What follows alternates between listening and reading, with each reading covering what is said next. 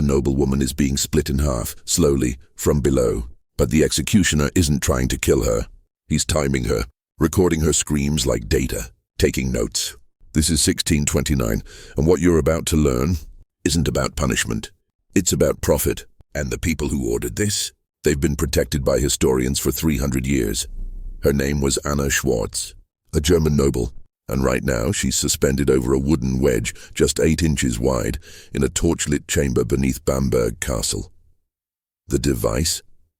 They called it the Spanish donkey, and what I'm about to reveal will shatter everything you thought you knew about medieval justice. Because this wasn't chaos. This wasn't religious madness spiraling out of control. This was systematic, calculated, and incredibly profitable. By the end of this video, you'll discover 3 things that'll crawl into your mind and stay there. First, why executioners called this device merciful compared to burning at the stake. Second, the Spanish queen who used it on her own noble women.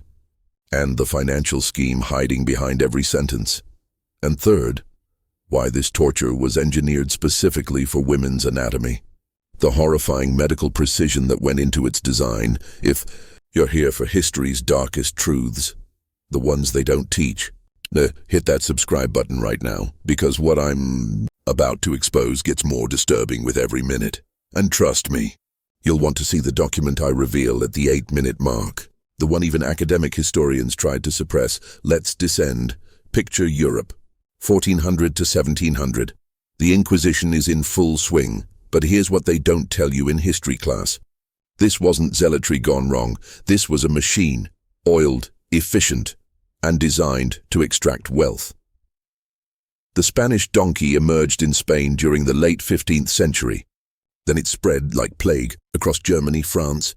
The Low Countries' official church records say it was reserved for 3 crimes. Heresy, adultery, witchcraft. That's the sanitized version you'll find in textbooks. Here's the truth.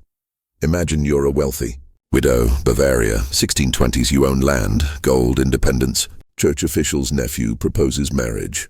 You refuse within a week. 3 witnesses, strangers, testify they saw you dancing with demons at midnight. You're arrested. Your property seized immediately. Held by the church pending investigation. Your sentence? The Spanish donkey. Here's what nobody tells you. The wooden construction wasn't primitive. It was deliberate engineering genius. Metal would be too smooth, too quick. Wood splinters, wood tears. Wood can be carved with ridges designed to maximize tissue damage while avoiding major arteries. The device stood roughly 7 feet tall, shaped like a sawhorse, but instead of a flat beam, a single sharp wooden wedge, angled at exactly 45 degrees. The victim was stripped, hoisted, then slowly lowered until the wedge penetrated the perineum, the space between the genitals and anus. But that was just the beginning, because what I'm about to reveal isn't just about physical torture, it's about a system that weaponized pain for profit, that turned execution into entertainment, that destroyed thousands of women whose only crime, having something powerful men wanted. Don't click away yet, because the engineering behind this device, that's where the true horror begins. You need to understand something crucial. The Spanish donkey was designed by people who understood human anatomy better than most doctors of the era, and that knowledge, it made them monsters. 77, Spain. An Inquisition torturer named Pedro Ruiz compiled an instruction. Manual, yes, an actual manual. Title, Métodos Precisos de Aplicación. This document wasn't discovered until 1889, hidden deep in Vatican archives, and even then, most of its contents weren't translated into English until 1994. Here's what it describes. The wedge angle must be 45 degrees, not 40, not 50, exactly. 45. Why? Because at 45 degrees, the wedge splits through soft tissue and muscle, but deflects around the pelvic bone structure. A sharper angle penetrates too quickly. A wider angle doesn't go deep enough. But here's where it gets absolutely diabolical. The wood was deliberately left rough. Splinters would break off inside the body cavity as the victim's weight pressed down. These splinters, some as long as 3 inches, would pierce internal tissue, excruciating pain, but they were thin enough that they sealed small blood vessels as they penetrated. This meant victims wouldn't bleed out quickly. The torture could last for hours, sometimes days.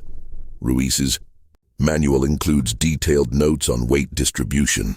Woman weighing 120 pounds would naturally settle at a certain depth within 30 minutes. To accelerate the process, executioners would add weights to the victim's ankles, but never more than 40 pounds, because that would cause fatal internal hemorrhaging too. Quickly, the goal wasn't death, the goal was confession, and after confession, the goal became spectacle. Imagine being in that chamber. You feel every splinter catching, every muscle tearing. You try to lift yourself with your arms, but your wrists are bound behind your back. You try to redistribute your weight, but the wedge is exactly wide enough that any movement drives it deeper into your body. The average survival time, 4 to 6 hours. And here's the detail that should make your blood run cold. Ruiz's manual includes a chapter titled Signs of False Confession. It instructs executioners on how to determine if the victim is lying just to stop the pain, and if so, continue the torture until a true confession is obtained. But the real horror wasn't the device itself.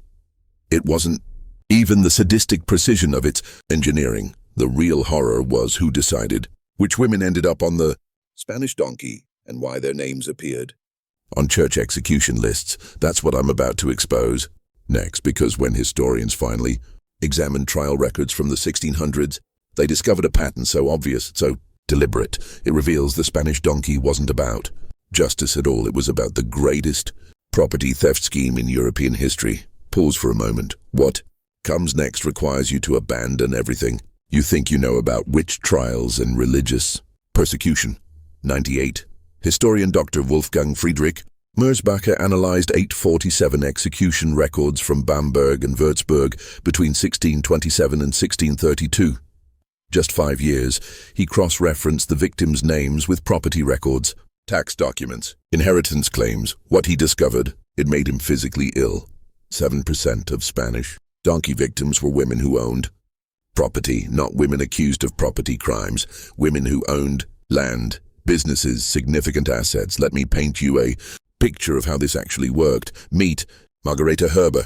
She owned 3 acres of farmland outside Bamberg, plus a successful textile workshop. In 1628, she's accused of witchcraft. By who? Her late husband's brother, the same brother who'd tried to buy her land at half value 2 months earlier. The trial lasts 1 day. 3 witnesses testified. 2 are local drunks, paid in wine. The third, a church scribe who never met Margareta, but swears he saw her communing with darkness. She's sentenced to the Spanish donkey, but here's the smoking gun. In Bamberg municipal records, there's a property transfer document dated the same day as her arrest, before her trial even began. Her land is seized by the church pending resolution of heresy charges. The workshop inventory, sold at auction. The proceeds go to the court. Margareta survives 4 hours on the donkey. Before confessing to every accusation, she's then burned at the stake. The property transfer becomes permanent. Her late husband's brother purchases the land from the church at the original half-value price he'd offered. And this wasn't an isolated case. Dr. Merzbacher found this exact pattern repeated 739 times in those 5 years. Same structure, same financial beneficiaries, same execution method. But one woman broke the pattern. Her name was Katharina Hinot. She was the wealthiest woman in Cologne. 4 businesses, 2 manor houses. In 1627, she's accused of witchcraft. She survives 6 hours on the Spanish donkey without confessing. She's removed from the device, still alive, and returned to her cell. Why? Because her adult son was a prominent lawyer. He threatened to sue the church in civil court, which would require opening all financial records to public scrutiny. Katharina lived. Her property was returned, and she spent the next 3 years documenting every Spanish donkey execution in Cologne, creating a ledger that matched victim names with property seizures. That ledger still exists, Cologne City Archives, and what it reveals about the medical precision used to prolong suffering. It will make your skin crawl, because the executioners weren't working alone. They were working with physicians, doctors who took oaths to heal were instead calculating exactly how much trauma a human body could endure before dying. Welcome to the science of suffering. Imagine you're a doctor in 1630. You've studied anatomy. You've taken an oath to preserve life. And then the church offers you double your annual salary to attend executions and take notes. What would you do? 1689. A physician named Dr. Jan Schultheiss published a medical text titled Observationes Anatomicae, supposedly about surgical procedures, but hidden in Appendix 7. There are 23 pages describing Spanish donkey executions with clinical precision. This section wasn't translated into English until 2003. When it was, forensic pathologists were horrified. Here's what Schultheiss documented: the human body has a survival mechanism when impaled from below. Muscles contract around the penetration point, creating pressure that slows bleeding. The wooden wedge exploits this by being wide enough that muscle contraction actually increases downward pressure, forcing the victim's weight to drive the wedge deeper. But executioners discovered something. If a victim was on the donkey for more than 2 hours, muscle fatigue would cause sudden descent, which could sever the femoral artery. Death within minutes. This was considered a waste of the spectacle, so they developed a weight protocol. After 90 minutes, they'd add a 10-pound weight to each ankle. This prevented sudden muscle failure while maintaining constant downward pressure. The victim's descent became gradual, predictable, prolonged. Schultheiss notes that with proper weight calibration, they could extend survival time to an average of 8 hours, the longest recorded survival, 1 hour and 43 minutes. He documents this with almost proud precision. But here's the detail that should haunt you. Schultheiss describes anatomical observations that could only have been made during active torture. He notes the angle at which the wedge separates the pelvic floor muscles. He describes the sequential failure of tissue layers as weight increases. He sketches the position of internal organs being displaced. This wasn't post-mortem examination. He was watching women die and taking notes like he was studying plant specimens. The German Medical Board revoked his license in 1691, not for attending executions, but for publishing details that revealed church methods. 23 other physicians were named in subsequent investigations. Only one was prosecuted. But in 1689, something unprecedented happened. An executioner, a man who had personally operated the Spanish donkey for 18 years, broke his oath of silence. He walked into a monastery, demanded sanctuary, and handed the abbot a diary containing 847 entries. Each entry detailed an execution, the victim's name, the survival time, and the church officials who attended. But that's not why this diary changed history. It changed history because of what else the executioner recorded. Something so shocking that when the diary was published, it triggered riots across Bavaria and forced the Pope himself to intervene. Don't click away now, because what I'm about to reveal will make you question every institution of power that's ever existed. I know this is getting dark, but if you're still watching, you clearly understand that history's brutal truths matter, because what comes next exposes the ultimate corruption. The executioner's name was Hans Schmidt. For 18 years, he'd operated the Spanish donkey in Bamberg. He personally executed 312 women, and in 1689, at age 56, he walked away from a lucrative career to expose a secret the church had protected for over a century. His diary, now preserved in Munich's Bavarian State Library, contains entries like this: June 1683. Victim, Elsa Hoffmann, age 44. Crime, witchcraft. Survival time, 5 hours 22 minutes. Weight added, 35 pounds. Church officials present: Bishop Ferner, Canon Flade, Canon Neudecker. Wager placed, 50 guilders. Winner, Canon Flade. Closest estimate, 5 hours, 30 minutes. Read that again. Wager placed. Church officials were betting on how long women would survive. They turned executions into gambling entertainment. They'd place bets before the torture began, estimating survival times. And the winner collected the pot. Schmidt's diary documents 183 separate instances of betting between 1671 and 1688. The total amount wagered, over 12,000 guilders, equivalent to roughly $2.3 million today.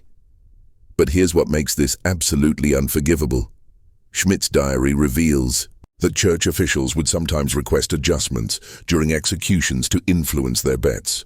If a bishop had wagered the victim would survive 7 hours, but she was failing at 6 hours, they'd order weight removed to prolong survival. If someone bet on a shorter time, they'd add weight to accelerate death. They were manipulating torture to win gambling debts. When Schmidt's diary was published in 1690, riots erupted across Bavaria. Churches were vandalized. 3 bishops fled to France. The Holy Roman Emperor demanded an investigation. In 1692, Pope Innocent XII issued a papal bull officially banning the Spanish donkey, not because of the torture itself, but because the gambling scandal was destroying the Church's credibility across Europe. But here's the truth that historians bury. The ban wasn't enforced. Local jurisdictions continued using the device in secret for another 182 years. The last officially documented Spanish donkey execution, 1874, in a rural Spanish village. By then, it had been illegal for 182 years, but it was still happening. Schmidt's diary documents exactly 847 Spanish donkey deaths in Bamberg alone, between 1671 and 1689. Historians estimate that across Europe, between 1490 and 1874, the total death toll was somewhere between 30,000 and 50,000 women. But we'll never know the real number, because after the 1692 ban, churches systematically destroyed execution records. The documents that survived only exist because people like Katharina Hennot and Hans Schmidt risked everything to preserve them. Today, the few remaining Spanish donkey devices are locked in museum storage, not on public display. The official reason? Too disturbing for general audiences. The real reason? They're physical evidence of systematic femicide disguised as justice, and that truth is still too uncomfortable for institutions to acknowledge. But the legacy of the Spanish donkey didn't die in 1874-1948, when the United Nations drafted the Universal Declaration of Human Rights. Article 5 states, "No one shall be subjected to torture or to cruel, inhuman, or degrading treatment or punishment." That single sentence exists because of devices like the Spanish donkey. The American Constitution's 8th Amendment, cruel and unusual punishment, was written by men who had studied Inquisition torture methods and vowed never to allow them in the New World. Modern international law, the Geneva Conventions, the entire framework of human rights we take for granted today, all of it was built on the graves of women like Anna Schwarz, Margareta Herber, and the 847 documented victims in Hans Schmidt's diary. Their suffering wasn't meaningless. It exposed the horrifying truth about what happens when institutions weaponize pain for profit and power. So here's my question for you, and I want you to really think about this before you answer in the comments. If you had lived in 1680s Bavaria, and you knew what was happening, would you have spoken out, knowing that speaking out might put you on the Spanish donkey next? Because that's the question every generation faces. In different forms, when do you risk everything to expose institutional evil? Think about it, and let me know in the comments. If this video disturbed you as much as it disturbed me to research, you need to watch my next video about the Judas cradle, another device historians tried to erase from history. Click the link in the description. Hit subscribe if you want more uncomfortable historical truths. because I'm not done exposing the dark side of history that textbooks refuse to teach. I'll see you in the next one.